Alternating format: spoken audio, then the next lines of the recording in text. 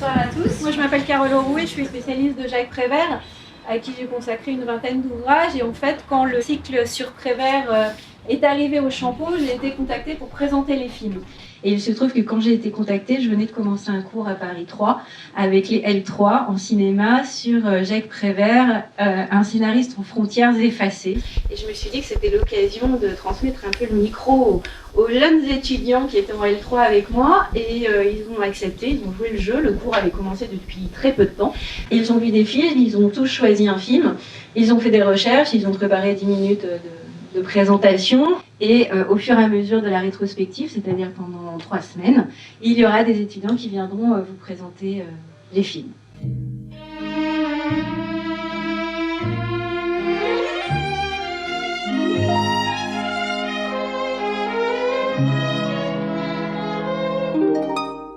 Je suis faite pour plaire et n'y puis rien changer.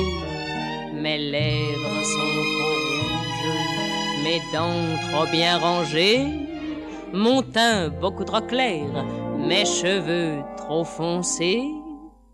Et puis après, qu'est-ce que ça peut vous faire? Je suis comme je suis, je plais. À qui je plais?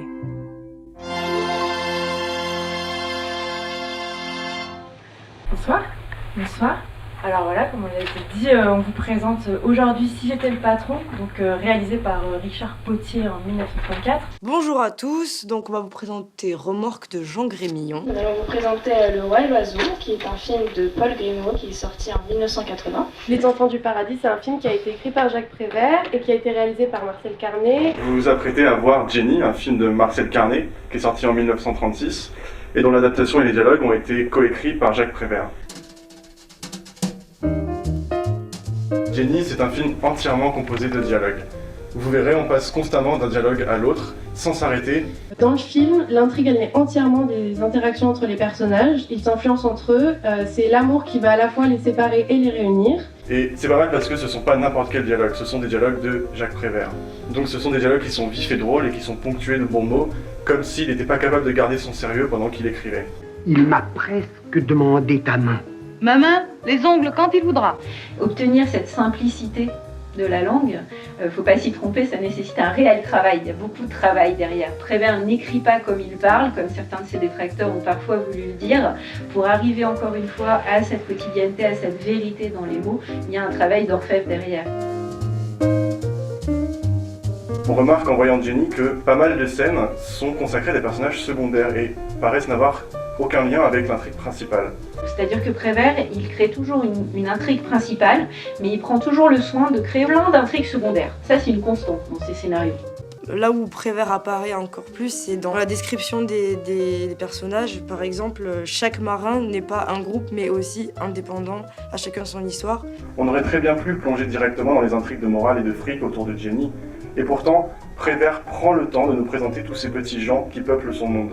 Par exemple, le second, Tanguy, il a un caractère typique, donc c'est le gentil cocu qu'on peut retrouver dans plusieurs films. Et ce gentil cocu aura, à un moment du film, son monologue de gloire. Donc il y a une démarche de contemplation des petites gens, mais aussi de valorisation. En peuplant les décors comme ça, il rend vivant toutes les situations que les personnages traversent. Et ça permet de rendre crédible et attachant ce qu'on nous présente. Ça aide Prévert à nous emporter dans son histoire. Il n'aime pas les frontières, il n'aime pas les barrières, il n'aime pas les étiquettes. Donc quand il crée plein d'intrigues secondaires, ça lui permet de créer aussi plein de genres différents.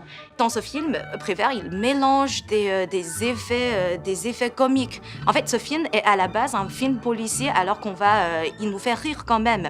Et c'est pour ça qu'on dit toujours que Prévert, il est un cinéaste de frontières effacées. Même un film qui est très très noir, je vais reprendre Les Portes de la Nuit, qui se passe après la guerre, qui dénonce la collaboration. On va trouver dans ce film absolument noir et un peu, très pessimiste, des petites bulles poétiques, des petites bulles positives. Ce qui est aussi, à mon avis, très représentatif de la patte Prévert au niveau des personnages, c'est les personnages féminins. Remorque s'inscrit comme un film ambivalent pour cette période puisque Prévert représente les portraits des femmes comme sujet et ce sont plus les femmes fatales ou les femmes d'enfants, mais c'est une nouvelle vision complexe entre les sexes.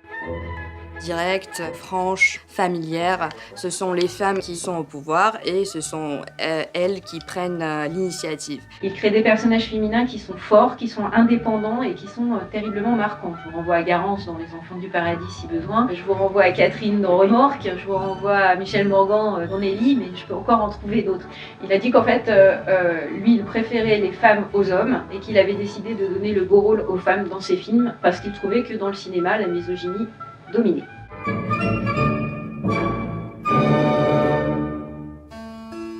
Il y a une thématique qui revient souvent aussi dans les films de Prévert.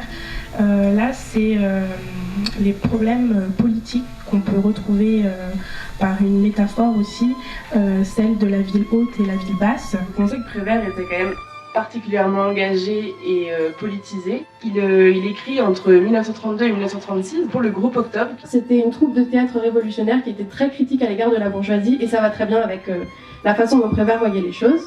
Prévert va participer à cette troupe de théâtre qui appartient à la Fédération du théâtre ouvrier de France et qui est une troupe extrêmement engagée qui se produit dans les usines en grève, dans la rue, dans les cafés, dans les théâtres, qui est du côté des ouvriers. Dans ce film-là, justement, Si j'étais le patron, les ouvriers sont les héros et les hauts placés de l'entreprise et les actionnaires sont tournés en ridicule.